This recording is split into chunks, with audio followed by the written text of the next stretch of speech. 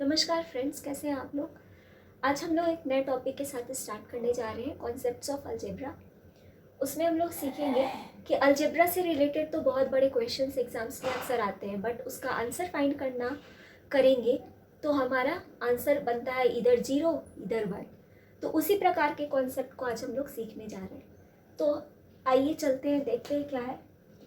तो इसमें पूछा है कि if a multiplied by b equal to 1 है, ये आपका दिया हुआ कंडीशन है। तो इतने बड़े सीरीज़ का, जैसे 1 by 1 plus a to the power n plus 1 by 1 plus b to the power n, इतने बड़े का आपका आंसर केवल होगा 1। ये हमेशा आपको याद रखना है। यहाँ पे ये देखना है कि n, एक a to the power n और b to the power n की वैल्यू यहाँ पे सेम होनी चाहिए, ये आपको याद रखना है। तो अगर आपको लग रहा है कि ये 1 नहीं होगा, कैसे हो गया 1, तो चलिए निकाल के देख लेते हैं।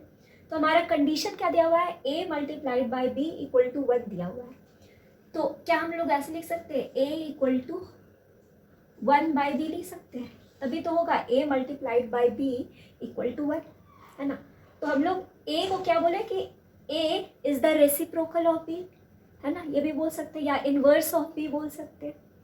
तो अगर हम लोग इस वाले इक्वेशन में पुट करेंगे a equal to 1 by b, तो देखते हैं कि क्या रिजल्ट बनती है। तो ऐसे हम लोग इस इक्वेशन को लिखते हैं, 1 बाई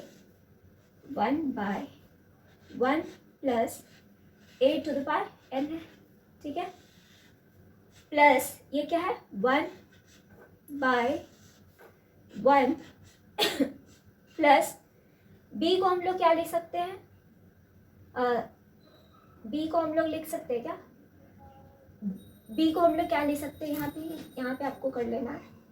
बी को हम लोग लिख सकते हैं 1 बाई ए लिख सकते हैं, या ए को 1 बाई बी, या बी को 1 बाई ए लिख सकते हैं। तो हम लोग यहाँ पे पुट कर रहे हैं, हम लोग लिख सकते हैं यहाँ पे 1 बाई बी को ए टू द पावर n लिख सकते हैं, है ना। अब हम लोग इसको सॉल्व करते हैं यहाँ पे। तो 1 बाय 1 प्लस, आप यहाँ पे भी पुट कर सकते थे, a को 1 बाई बी, हमारी वही आएगी इक्वेशन। देखते हैं, a to the power n हो गया ये यहाँ पे, प्लस 1 बाय, अब यहाँ पे a to the power n LCM लेंगे, तो a to the power n plus 1 by a to the power n हो गया। a to the power n LCM लिए, फिर मल्टीप्लाइड किया 1 से, तो a to the power n plus 1, ठीक है।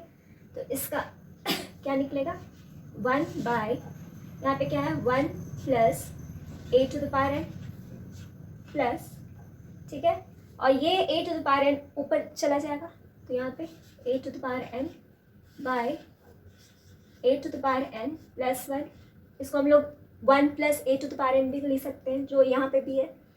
तो आगे हम लोग 1 by 1 plus a to the power n सरिया के हम लोग लिख लेते हैं, तो यहाँ पे a to the power n by 1 plus a to the power n, देख रहे हैं यहाँ पे 1 plus a to the power n है, यहाँ पे भी 1 plus a to the power n है।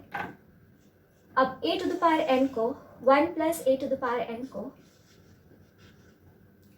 एलसीएम ले लेंगे, तो ऊपर में क्या बचा 1 plus a to the power n, तो ये और ये सेम है, तो इक्वल टू 1 हो जाएगा, कट गया तो 1 हो गया, है ना। तो हम लोग देखें कि इस वाले पूरे इक्वेशन की वैल्यू आपकी 1 आ गई, यही आ गई।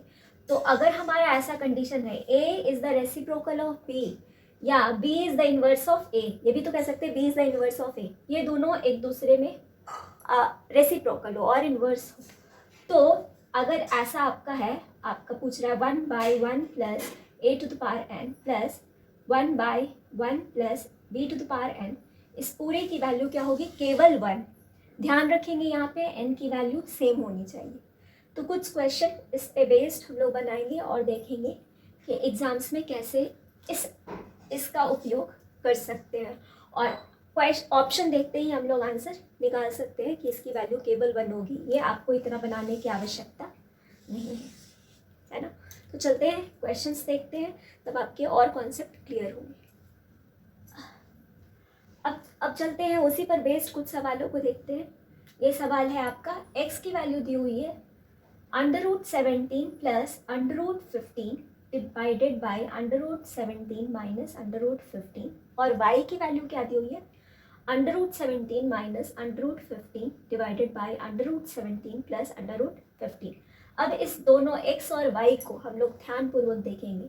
क्या हम लोग इसमें देख रहे हैं कि ये जो नीचे वाला जो टर्म है इसका डिनोमिनेटर का, ये y के न्यूमरेटर बन गया है और इसका न्यूमरेटर जो है ये डिनोमिनेटर बन गया है।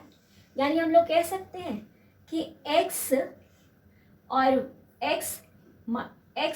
y एक दूसरे का रेसिप्रोकल है, या फिर इस दोनों को आप मल्टीप्लाई कर दो तो इक्वल कितना आएगा 1 के इक्वल होगा। यहाँ पे x मल्टीप्लाइड बाई y करेंगे, x multiplied by y equal to 1 आएगा क्या? ये आपकी फॉलो अप हो रही है जो हम लोगों ने पढ़ा था, ये फॉलो अप हो रही है क्योंकि ये और ये आपस में कट जाएगा, फिर ये और ये कट जाएगा। तो x multiplied by y equal to 1। तो हम लोगों ने क्या बोला था कि अगर x मल्टीप्लाइड बाई y की वैल्यू अगर 1 है तो 1/1 प्लस, यही तो हम लोग आइडेंटिटी सीखे थे ना, 1/, ऐसे सीखे थे, अगर x और y की वैल्यू 1 है तो 1/1 plus x to the power n plus 1/1 plus y to the power n equal to 1 होता है। कुछ करना नहीं है ना, इसकी वैल्यू हमेशा 1 ही होगी, ये हम लोग जानते हैं। तो यहाँ पे ये इसकी वैल्यू, इतनी की वैल्यू पूछ रहे हैं, तो यहाँ पे देख रहे हैं कि n और n ये दोनों सेम होना चाहिए। तो यहाँ पे भी 3 है और यहाँ पे भी 3 है, तो चलो n की वैल्यू सेम है। तो क्या हम लोग इसको देखते ही हम लोग आंसर टिक कर सकते हैं 1? क्या आंसर होगी भाई?